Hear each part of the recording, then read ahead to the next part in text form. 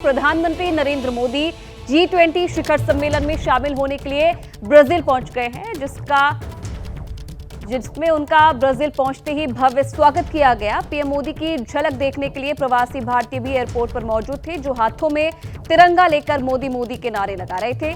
PM Modi ने Brazil पहुंचने के बाद प्रभावी भारतीयों से मुलाकात की, उनका अभिवादन भी किया। और पीएम मोदी नाइजीरिया से ब्राजील गए हैं। ब्राजील रवाना होने से पहले उन्होंने पश्चिम अफ्रीकी देश की अपनी यात्रा को सार्थक बताया। तो नाइजीरिया के बाद ब्राजील पहुंचे हैं प्रधानमंत्री नरेंद्र मोदी, जहां एयरपोर्ट पर उनका भव्य स्वागत किया। साथ ही साथ जो प्रवासी भारतीय थे वो भी एयरपोर्ट पर पीएम मोदी के स्वागत के लिए पहुंचे थे। G20 शिखर सम्मेलन में शामिल होने के लिए पहुंचे हैं प्रधानमंत्री नरेंद्र मोदी। ब्राजील में 19वीं G20 शिखर सम्मेलन का आयोजन हो रहा है और इसी के साथ साथ ये भी आशंका जताई जा रही है कि रूस, यूक्रेन और इजराइल युद्ध को रोकने को लेकर भी जो चर्चा है वो हो सकती है। इधर ब्राजील रवाना होने से पहले प्रधानमंत्री नरेंद्र मोदी ने पश्चिम अफ्रीकी देश की अपनी यात्रा को काफी सार्थक बताया। ये दो तस्वीरें आपके सामने, जब नाइजीरिया के बाद ब्राजील की धरती पर प्रधानमंत्री नरेंद्र मोदी ने कदम रखा और उसके बाद किस तरीके से उनका स्वागत किया गया। और दूसरी तस्वीर में आप देख सकते हैं जो प्रवासी भारतीय वहां रह रहे हैं, उन्होंने किस प्रकार उनका स्वागत किया।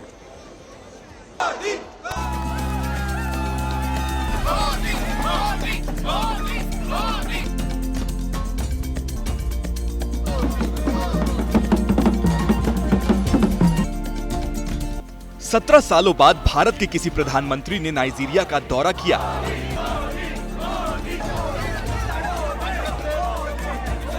नाइजीरिया पहुंचने पर प्रधानमंत्री मोदी का जोरदार स्वागत हुआ।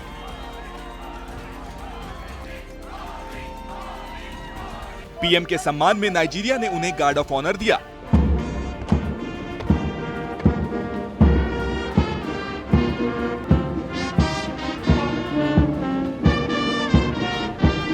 प्रधानमंत्री मोदी को नाइजीरिया ने अपने सर्वोच्च सम्मान से नवाजा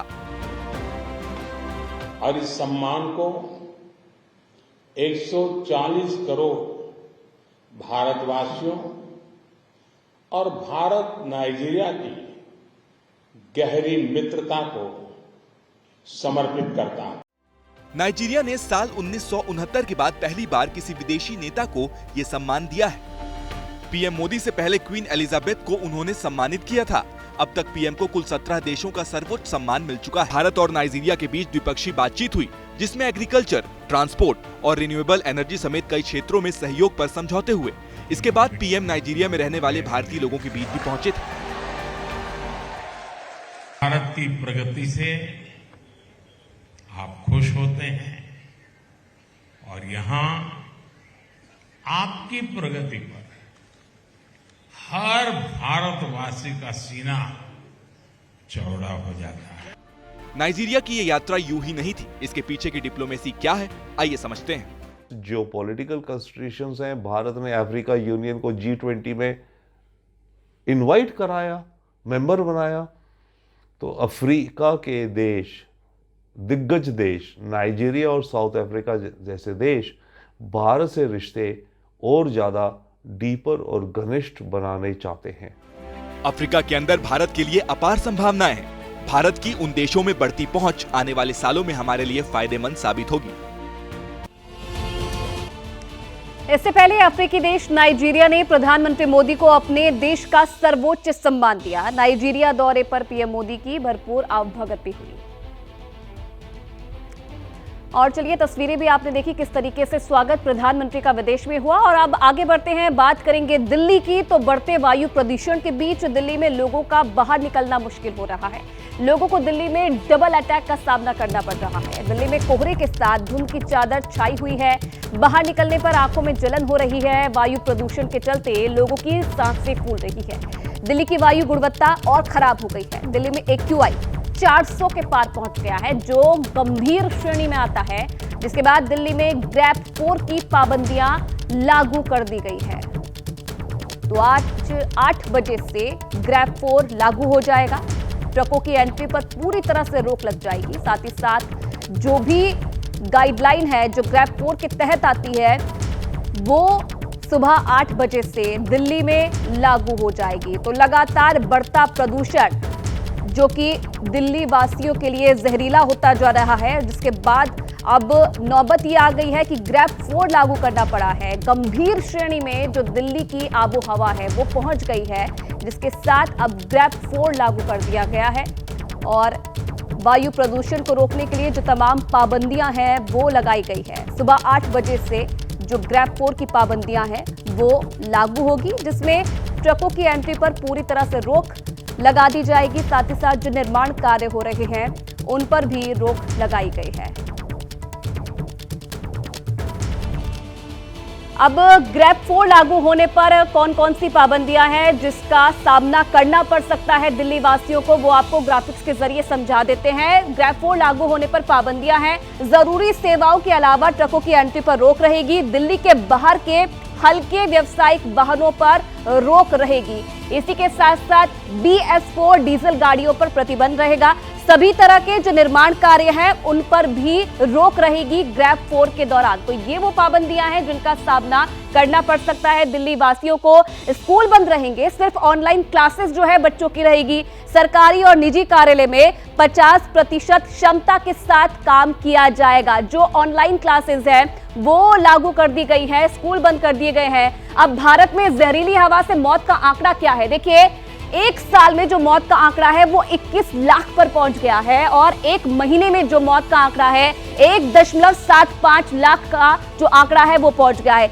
एक दिन में कितनी मौतें हो रही हैं जहरीली हवा से? 5700 मौतें हो रही है और ये स्रोत है स्टेट ऑफ ग्लोबल एयर 2021 का। ये आंकड़ा है कि जहरीली हवा से भारत में किस तरीके से जो मौत का आंकड़ा है वो लगातार बढ़ता जा रहा है। देखिए, एक साल में मौत 21 लाख पर यह आंकड़ा पहुंच गया है और एक दिन में जहरीली हवा से 5700 लोगों की जानें जा रही है। तो किस तरीके से जो हवा है वो जहरीली होती जा रही है लोगों की सांसों के लिए और किस तरीके से ये दिक्कत पैदा कर रही है, जिसके तहत अब दिल्ली में ग्रैब 4 लागू कर दिया गया है और तमाम जो पाबंदियां हैं सुबह 8 बजे से वो लागू हो जाएंगी। दिल्ली वासियों को उसका सामना करना पड़ेगा। अब देखिए AQI किस लेवल पर पहुंच गया है। पटपड़गंज की बात करें तो 6 बजे का AQI जो है 484 पर नापा गया है। नेहरू नगर की बात की जाए तो 6 बजे का जो आंकड़ा है वो 494 पर है, यानी कि बेहद गंभीर श्रेणी में है।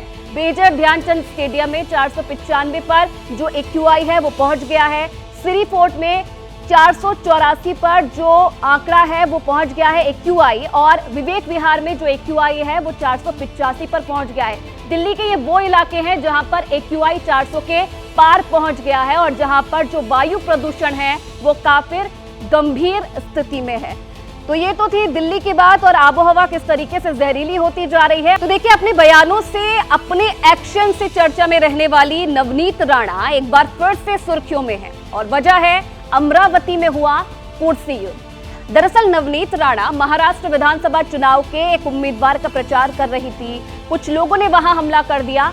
इल्जाम है कि हमले में कुर्सियों का इस्तेमाल तो किया ही गया, हमलावरों ने चाकू और ब्लेड भी चलाए। नवनीत राणा इसके लिए उद्धव ठाकरे और उनकी पार्टी के नेताओं को जिम्मेदार ठहरा रही है।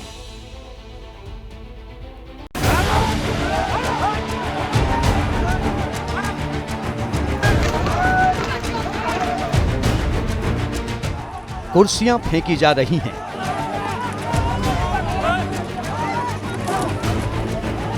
कुर्सियों से हो रहे हमले का जवाब भी कुर्सियां फेंक कर दिया जा रहा है। चारों तरफ हंगामा और हंगामे शोर शराबे के बीच एक महिला दंदनाती हुई आगे बढ़ी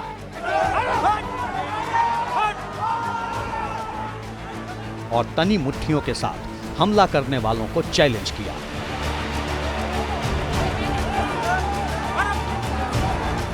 तभी हमलावरों की तरफ से सुरक्षा कर्मियों से घिरे इस महिला की तरफ एक और कुर्सी फेंक दी गई। किस्मत की बात थी कि हमलावर का निशाना चूक गया।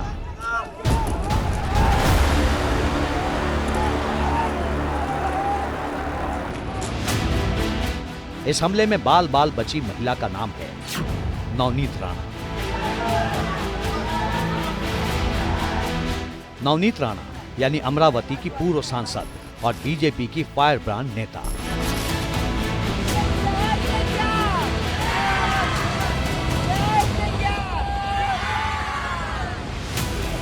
ये तस्वीरें महाराष्ट्र में अमरावती जिले के खल्लर गांव की हैं।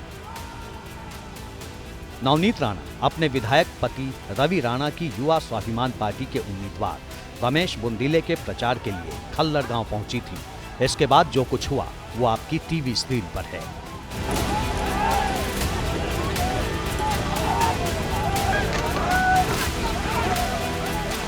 इस कुर्सी युद्ध के बाद सभा उखड़ गई। हमले में इस्तेमाल की गई कुर्सियों का अंबार लग गया। इस हमले में नवनीत राणा भले ही बाल बाल बच गईं, लेकिन उनके सिक्योरिटी गार्ड को चोट आई है। हमला हिंदुत्व के पैरोकार के तौर पर पहचानी जाने वाली नेता पर हुआ है, वो भी महाराष्ट्र चुनाव से ठीक पहले। इसीलिए कई तरह के सवाल उठ रहे हैं। पहला सवाल ये है कि बीजेपी नेता नवनीत राणा पर हमला करने वाले कौन थे। दूसरा सवाल ये है कि नवनीत राणा पर हमला क्यों किया गया, हमलावरों का मकसद क्या था। तीसरा सवाल है कि नवनीत राणा पर हमले के लिए चुनाव से ठीक पहले का वक्त क्यों चुना गया। हम आपको इन तमाम सवालों के जवाब देंगे। चुनावी सभा में हुए कुर्सी कांड का एक एक सच बताएंगे, लेकिन पहले हमले की पूरी कहानी खुद नवनीत राणा की जुबानी सुनाते हैं। वो एक्चुअली दिल को दुखाने वाली घटना थी। जो घटना हुई इट वाज प्री प्लान घटना थी, क्योंकि वो जो गांव था खल्लार करके मेरे दरियापुर विधानसभा क्षेत्र में, वो गांव उद्धव ठाकरे जी के तालुका अध्यक्ष का गांव और वो उस गांव का सरपंच है। और जब मैं भाषण देना शुरू की तो दूर से आखिरी टोक पे वो खड़े थे, वहां से जोर जोर से अल्लाहू अकबर करके, अल्लाहू अकबर करके वो मुझे देख के हूटिंग कर रहे थे। तो मैं बड़े प्रेम से उनको हाथ से इशारे कर रही थी, एक हाथ से माइक, एक हाथ से, कि तुम शांत रहो। अमरावती में हुए कुर्सी युद्ध में नवनीत राणा ने उद्धव ठाकरे का नाम क्यों लिया, सीधे सीधे उनकी पार्टी के नेता पर इल्जाम क्यों लगाया। इन दोनों के बीच 2.5 साल पुरानी सियासी अदावत की कहानी भी दिखाएंगे।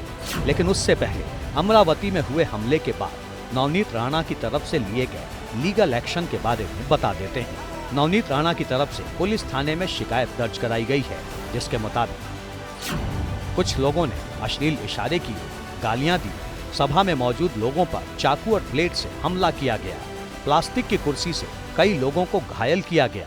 नवनीत राणा का इल्जाम है कि उन्हें हत्या की धमकी दी गई, उन्हें देखकर मजहबी नारे लगाए गए। नवनीत राणा के कई इल्जाम तो इससे भी ज्यादा संगीन हैं, खुद सुन लीजिए।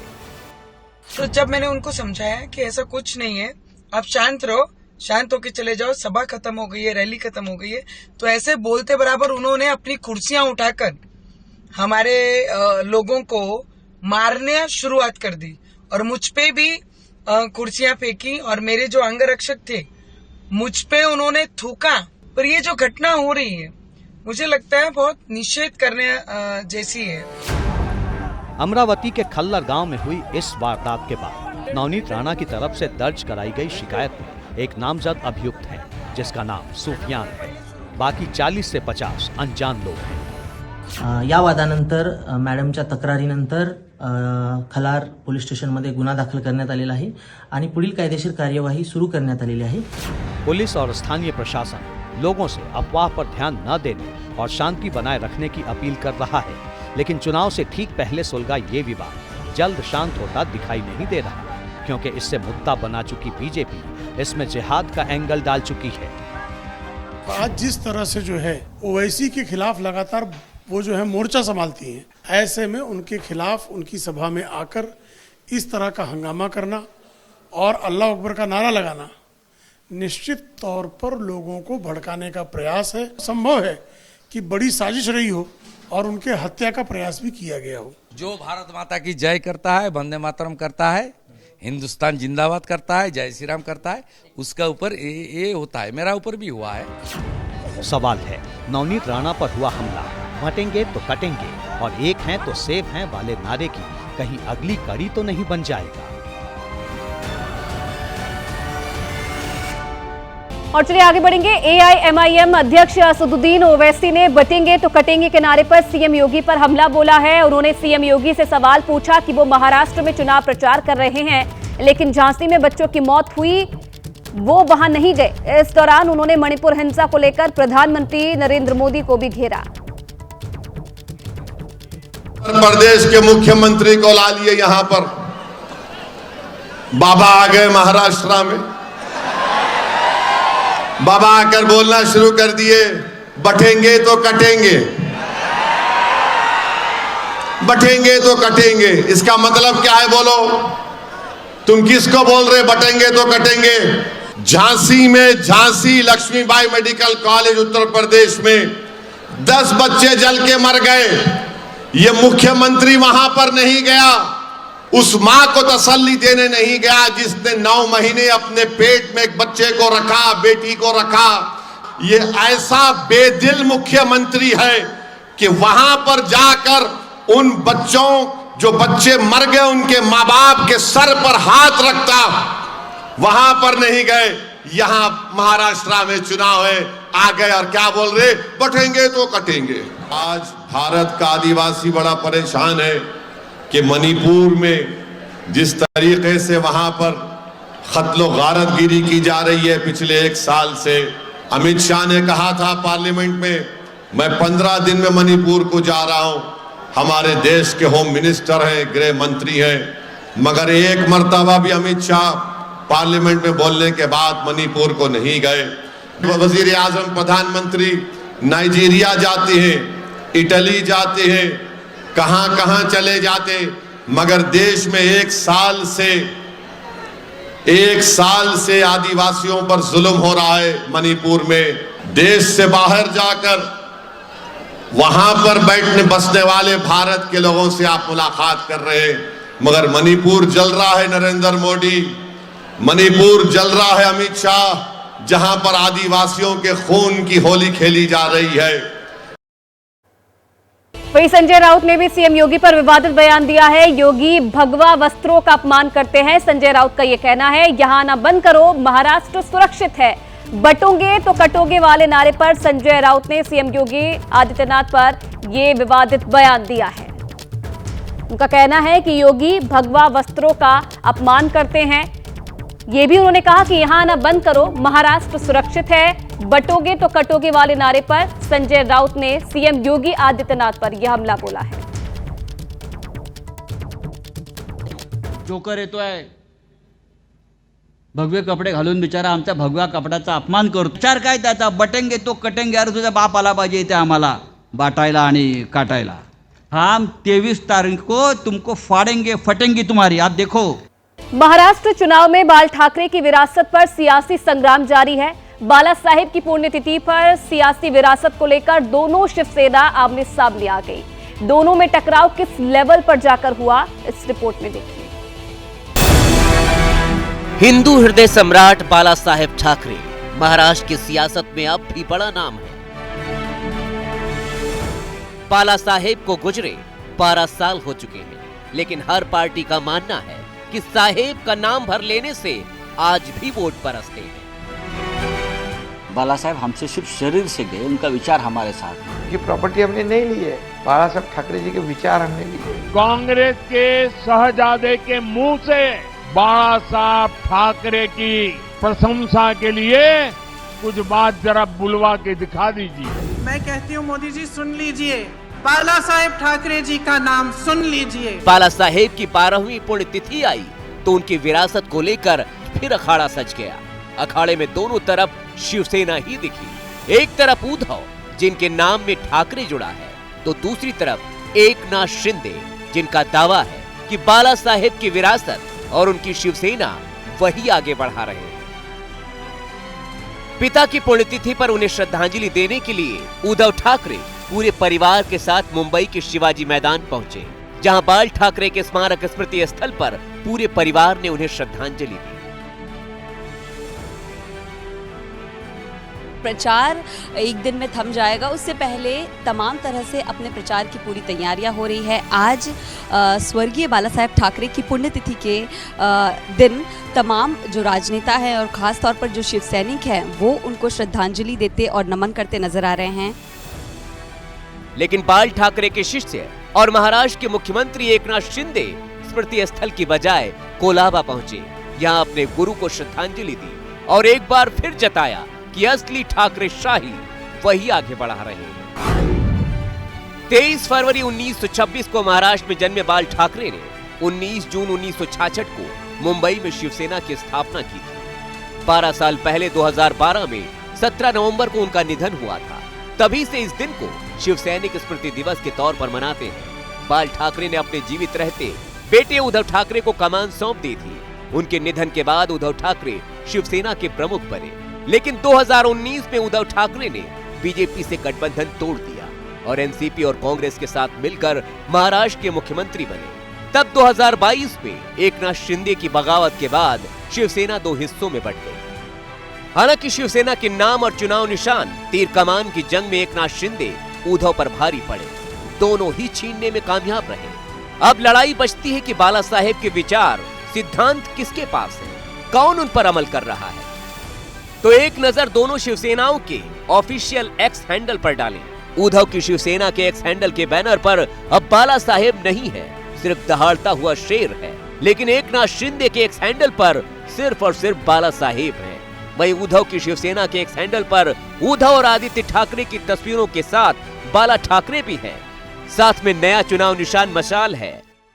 उद्धव की शिवसेना ने आज बाला साहेब के एक मशाल वाले वीडियो को ही खास तौर पर निकालकर उन्हें श्रद्धांजलि दी।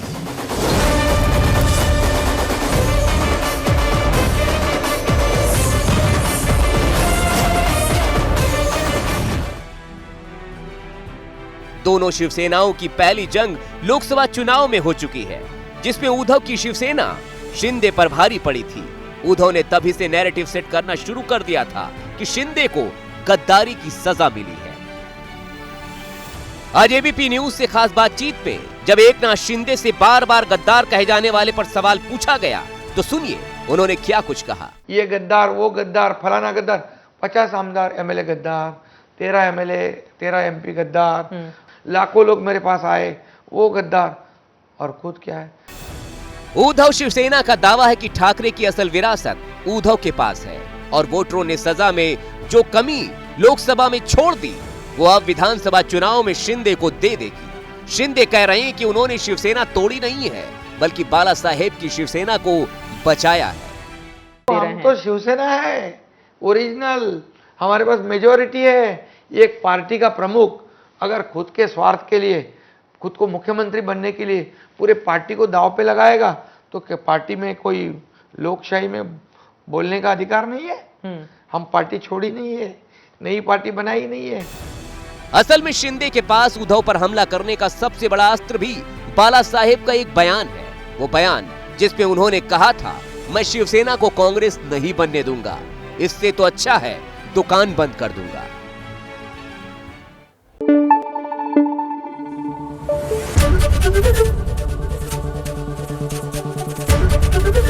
एबीपी न्यूज आपको रखे आगे।